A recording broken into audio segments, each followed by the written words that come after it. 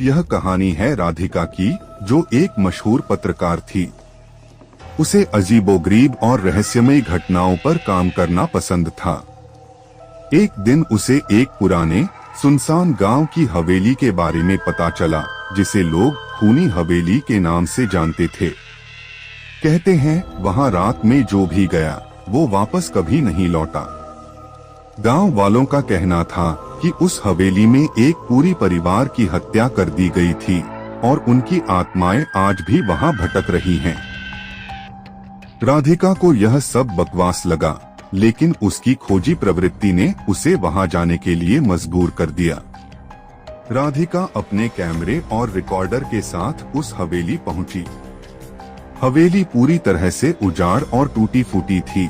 जैसे ही उसने अंदर कदम रखा, उसे एक अजीब सी ठंड महसूस हुई, जैसे कोई अदृश्य ताकत उसे रोकने की कोशिश कर रही हो। हवेली के अंदर घुसते ही उसने चारों ओर बिखरे हुए पुराने फर्नीचर, जाले और दीवारों पर खून के धब्बे देखे।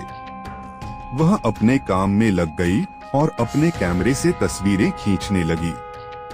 अचानक उसके कैमरे ने कुछ अजीब रिकॉर्ड किया, एक धुंधली आकृति जो धीरे धीरे स्पष्ट होती जा रही थी। राधिका को लगा कि शायद यह उसका भ्रम है, लेकिन वह आकृति साफ होती गई और एक औरत की शक्ल लेने लगी।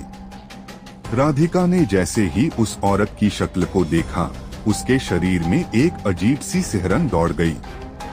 औरत के चेहरे पर गहरा दर्द और गुस्सा था। उसने धीरे से कहा, तुम्हें यहाँ नहीं आना चाहिए था। राधिका के पैर जैसे जमीन में जड़ गए थे।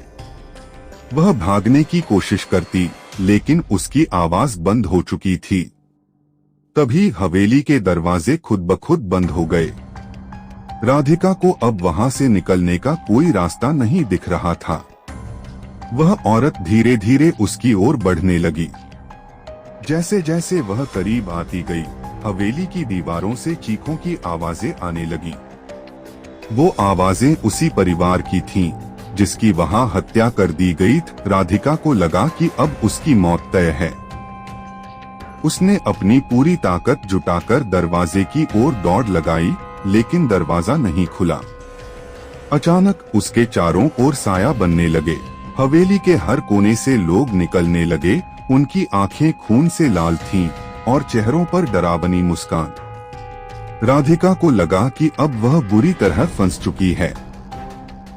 आखिरी बार राधिका ने हवेली के मुख्य कमरे की ओर देखा, जहां उस औरत की आत्मा खड़ी थी। उसके हाथों में खून से सना हुआ चाकू था। इससे पहले कि राधिका कुछ कर पाती, हवेली की बत्तियां अचानक बुझ गईं और चारों ओर घना अंधेरा छा गया। उसकी चीख हवेली की दीवारों में गूंजती रह गई। अगले दिन गांव वालों ने हवेली के अंदर जाकर देखा, लेकिन राधिका का कोई नामो निशान नहीं था। केवल उसका कैमरा और रिकॉर्डर वहां पड़े थे, जिनमें आखिरी आवाज उसकी चीख की थी। कहते हैं अब भी अगर आप उस हवेली के पास जाएं, तो आपको राधिका की चीखें सुनाई देंगी। क्या आप उस खूनी हवेली का रहस्य जानने की हिम्मत करेंगे?